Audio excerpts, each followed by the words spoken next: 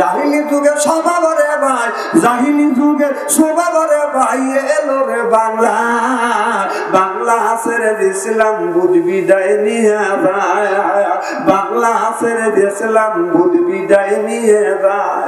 জাহিলি যুগের নারীরা তারা ছিল বেচারা, জাহিলি যুগের নারীরা তারা ছিল বেচারা, সব বাংলার নারীরা, সব বাংলার নারীরা সব সব কামি জায়গা, বাংলা ছেড়ে দিয়েছিলাম বুঝ বিদায় নিয়ে যায়।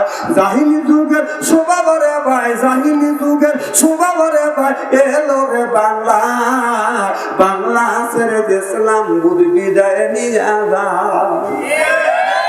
যত ঘুষের কথা কোরআনে আছে মানা, যত ঘুষের কথা কোরআনে আছে মানা, যত ঘুষ খাইলে কলম, যত ঘুষ খাইলে কলম নষ্ট হয়ে যায়, বাংলা ছেড়ে দিয়েছিলাম বুঝ বিদায় নিয়ে যায়। চিল্লা বলুন ঠিক কি নিয়ে?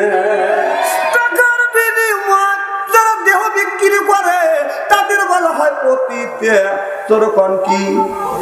আর ছেলেকে বিয়ে করাইয়া মেয়ের বাবার কাছ থেকে তারা টাকা নিয়ে আসে, অর্থাৎ যৌতুক নিয়ে আসে, এরা হলো পতিতে বলি না, খাস বাংলায় বলি ওরা হলো বেটা ছাওয়াল বেশে।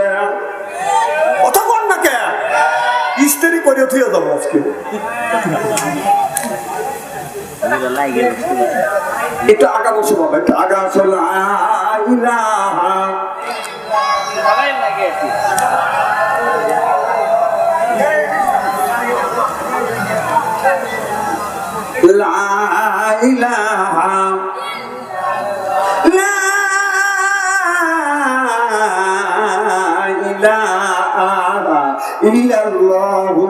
মুহাম্মাদুর রাসূলুল্লাহ সাল্লাল্লাহু আলাইহি ওয়াসাল্লাম। খুব কি খারাপ লাগতেছে নাকি? আমি ওই যে ওসিলা পিসাবের ওসিলা দিয়ে কোথায় আল্লাহ পীরের ওসিলা দিয়ে তুমি বেহেশতে দিও, আমি সেখান থেকে আয়াতটা নেব, আবদাবু ইলাইহিল ওসিলা, ওসিলা দিতে হবে কার? আল্লাহ না, কার? নেক আমলে, যখন কার নেক আমলের ওসিলা দিয়ে আল্লাহ রহমত দিয়ে আপনি যদি রহমত পান তাহলে আল্লাহ মাফ করে দিন। সেই কথাটা ধারণা দেওয়ার জন্য এত দূর যাচ্ছি। খুব খারাপ লাগতেছে বলতে। একজন বলে আমি আমার স্বাস্থ্য বোনের সাথে সিনা করবার জন্য একেবারে রেডি, বুঝে না সব কিছু ওকে হঠাৎ করে এখন জেনা করবে, স্বাস্থ্য বোনের মুখের দিকে তাকাইয়া দেখে চোখ থেকে গড়গড়া পানি পড়তেছে। এবার মেয়েটা, এবার যুবকটা বলে, যুবতী আমি তোমার কাছে টাকা পাই, টাকার বিনিময়ে তোমার সাথে আমি জেনা করবো, জেনা করবার জন্য আমি প্রস্তুত হয়েছি, তুমি তো প্রস্তুত হয়েছো, কিন্তু এখন যদি তুমি কান্দো আমার আশা তো পুরো হবে না, তুমি কেন কান্দো? এবার যুবতী চোখের পানি ফেলে দিয়ে দিয়ে কান্দে, ভাই যুবক রে আমি তোমার কাছে কিছু ঋণ হয়েছি, বিনিময়ে তুমি ছাড়ো না, বিনিময়ে তুমি আমার ইজ্জত নিছো, কিন্তু তুমি তো আমার ইজ্জতটা নষ্ট করিয়া শুনলে বাবা। তবে আমি যেই যুবককে বিয়ে করবো ওই বাসর ঘরে যাই ওই যুবকের কাছে কি আমি দেব? কারণ একটা নারীর জীবনে সবচাইতে বড় সম্পদ হলো সতীত্ব সম্পদ। একটা পুরুষের কাছে পুরুষের জীবনে সবচাইতে বড় সম্পদ হলো সতীত্ব সম্পদ। আপনার একটা নারীর জীবনে সবচাইতে বড় সম্পদ হলো সতীত্ব সম্পদ। পুরুষের জীবনে সবচাইতে বড় সম্পদ হলো সতীত্ব সম্পদ।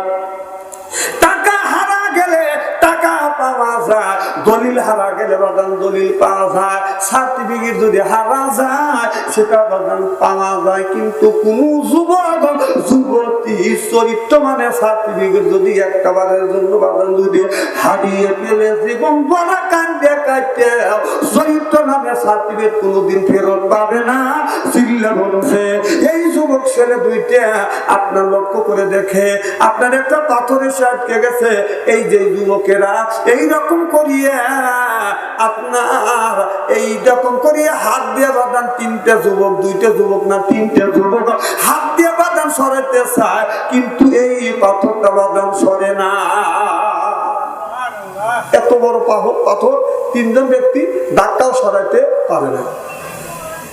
তখন চিন্তা করতেছে যে আমাদের জীবন নিলে শেষ, আর আমরা বাঁচবো। আমার ভাইরা, পাথর যদি না সরাইতে পারি, একদিন 2 দিন 5 দিন 10 দিন 20 দিন মানে হারে থাকবো। আমরা যেই জায়গা আটকে গেছি কেউ খবর নিবে না, কেউ জানবে না, খবর পাবে না, এখান থেকে আমাদের উদ্ধার করবে না। অতএব আমাদের জীবন নিয়েছে। এক বন্ধু বলে, বন্ধু রে, তাহলে নিজের জীবনের শত নেক আমল করছি, নেক আমলের ওসিলা দিয়ে আল্লাহর কাছে তুমি দোয়া করো।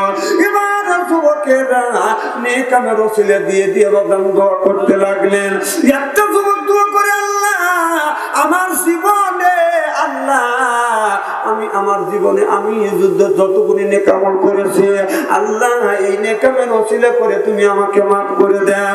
একটা দোকানদারের কাছ থেকে আমি অনেক টাকা আমি বাকি খেয়েছিলাম, তারপরে আমি অনেকদিন পর ওই দোকানদারের বাকি গুনি আমি শোধ করে দিয়েছি। যেদিন শোধ করতে গেলাম, লক্ষ্য করে দেখলাম দোকানদার গরিব হয়ে গেছে, লোকটা আরো চলতে পারে না, দোকানদার একেবারে পঙ্গু হয়ে গেছে। দোকানদারের সাথে দেখা হওয়ার পরে আমি দোকানদারকে বললাম, ভাইজান আপনার অবস্থা কি? বলে, আমার অবস্থা তোমার মতো মানুষ আমার কাছ থেকে বাকি খেয়েছিলে কিন্তু টাকা দিতে পারো নাই, এরপরে তোমার মতো অনেক মানুষ বাকি খাইছে, টাকা পরিশোধ করে না, এখন আমি পথের ফকির হয়ে গেছি। তখন ওই যুবকটা বলে, আল্লাহ আমি তখন বাড়িতে যাইয়ে অনেকদিন পরে ওর টাকা যা পাবে সব টাকা গুনিয়ে এই লোকটাকে দিয়ে, আল্লাহ আমি ওখান থেকে ঋণ মুক্ত হয়েছি। আল্লাহ যদি আমার ভালো কাজ হয়, এই কাজটা যদি ভালো হয়ে থাকে, এই ভালো কাজের ওসিলা করে আল্লাহ তুমি আমাকে এখান থেকে উদ্ধার করো। চিল্লাপান আল্লাহু আকবার বলা শেষ, একটুখানি বাদাম পাথরটা সরিয়ে গেল। চিল্লাপান সুবহানাল্লাহ, নারায়ে তাকবীর। আমাদের দেশে অনেক লোক আছে ঋণ করে, এই দোকান থেকে ঋণ খাইয়া 500 টাকা 2000 টাকা ঋণ করিয়া আর ওই দোকানের সামনে দিয়ে যায় না, অন্য রাস্তা দিয়ে ঘুরিয়া যায়। আছে না? কিন্তু আছে না? নাই? তবে শুনে রাখেন, 3 পয়সা পরিমাণ, 3 পয়সা পরিমাণ কেউ যদি ঋণ করিয়া মারা যায়, আমার কথা কি শুনতেছেন? 3 পয়সা পরিমাণ ঋণ করে কেউ যদি মারা যায়, কিয়ামতের ময়দানে 700 রাকাত ফরজ নামাজের সওয়াব দিয়ে আল্লাহর জান্নাতে যাবে। ওর কথা কি শুনতেছেন? যদি 3 পয়সা পরিমাণ যদি কোনো ব্যক্তি ঋণ থাকে, ঋণ থেকে যদি মারা যায়, যদি ঋণ পরিশোধ না করে, এই 3 পয়সার বিনিময়ে কিয়ামতের ময়দানে 700 রাকাত ফরজ নামাজের সওয়াব দিয়ে জান্নাতে যাওয়া লাগবে। এতে লক্ষ লক্ষ টাকা, কোটি কোটি টাকা সরকারের কাছ থেকে, ব্যাংকে থেকে ঋণ নিয়ে আসি, তা মরে যাবে, থাকো ওই দিন তো বাদ দিবে, ঋণ দিয়ে যা। খারাপ লাগতেছে মনে হয়, তাই না?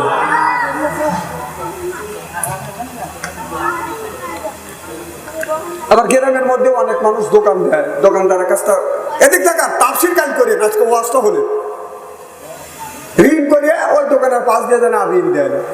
6 মাস পর দোবনে হাসানাসা গন্ডগোল করা লাগে ওই টাকা তোলার জন্য, তারপরও টাকা দেয় না। পরের টাকাতে খায়া গিলে খায়া যে মরে ব্যক্তি দিয়ে তো কবরস্থানে পরে রলি, ওই টাকা দিবি কেটে কথা পাঠ করতেছেন মনে হয়, তাই না? আমার ভাইয়েরা আমার ওদিকে যেতে চাই না। যখন পাথরটা সরে গেল, বললো, বন্ধু রে, তোমাদের যদি আর 2 জন বন্ধু আছে, বললো, বন্ধু তোমাদের যদি কোনো নেক আমল থাকে, নেক আমলের ওসিলা করে আল্লাহর কাছে মাফ চাও, দেখি আল্লাহ মাফ করে কিনা, পাথরটা সরা দেয় কিনা। আল্লাহ বলে, ইয়া আইয়ুহাল্লাযিনা আমানু, ওহে যারা ঈমানের বিশ্বাসী, যারা ঈমান আনছো, তোমরা ওসিলা দাও, কার? নেক আমলের ওসিলা করো। আবদাউ ইলাইহি ওসিলা, ওসিলা দিতে হবে নেক আমলের। চিল্লাপান আল্লাহু আকবার। আরেকটা যুবক বলে, আল্লাহ আমি একটা মেয়ের সাথে সম্পর্ক করেছিলাম, সম্পর্ক করি নেই, মেয়েটা আমার কাছে, মেয়েটার কাছে আমি কিছু টাকা পাইতাম, এই মেয়েটার কাছে টাকা চাই, মেয়েটা টাকা দিতে পারে না, আমার চাষ করবো, টাকা দিতে দেয় না। এক পর্যায়ে বললো আমাকে, আমি টাকা তোমাকে দিতে পারবো না। বলে টাকা যদি না দাও টাকা তোমার দিতেই হবে, টাকা যদি না দাও তোমার যৌবন আছে, তোমার যৌবনটা আমাকে দাও, একবার আমার সাথে তুমি জিনা ব্যবচারী করো, নইলে আমি তোমাকে ছেড়ে দিব না। এবার মেয়েটাকে বাদাম ধরে নিয়ে গেলেন জঙ্গলের মধ্যে যাইয়া। আপনার ওই মেয়েটা যুবকটার কাছে বাদাম ঋণ আছে, এবার বাদাম জিনা করবে, মেয়েটার উপরে বাদাম ঋণটা বাদাম পরিশোধ করে দিবে যুবকটা। এবার জিনা করবার জন্য ওই যুবকটা বাদাম প্রস্তুতি নিছে, আর আমাদের জেনা তো বাদাম ঘরের মধ্যে বাদাম ঢুকিয়া গেছে। ছেলেটা রাত 9টার সময় সুন্দর করে খানা পিনে করিয়া ঘরের মধ্যে দিয়ে যায়, দরজা দিয়া পাতার মতো বাদাম ফুল লইয়া বাদান রাত 9:30 থেকে বাদান আপনার রাত 3:30 পর্যন্ত মোবাইলের মধ্যে এরকম করে খালি ফোট টাইপছে। মোবাইলের মেলা এখন আর চিঠি লেখা লাগে না। কথা বল, ও ছেলে সারা রাত জাগিয়া ফোনে কথা বলিয়া, ছেলে সারা রাত জাগিয়া ফোনে কথা বলিয়া লেখা পড়াইয়া ছেলের ভালো লাগে না, লেখা পড়া আমি ভালো লাগে না। মোবাইল ফোন আসিল কি দোলা লাগিল, পটরের গুণ তো পোলার বাংলো না। পেটে বাদ যাই থাক পরনে নাই থাক, পেটে বাদ যাই থাক পরনে নাই থাক, মোবাইল ছাড়া পোলার চলে না। হায় হায় মোবাইল ছাড়া মিয়া চলে না। মোবাইল ফোন আসিল কি দোলা লাগিল, পদরের গুণ তুমি আর বাংলো না।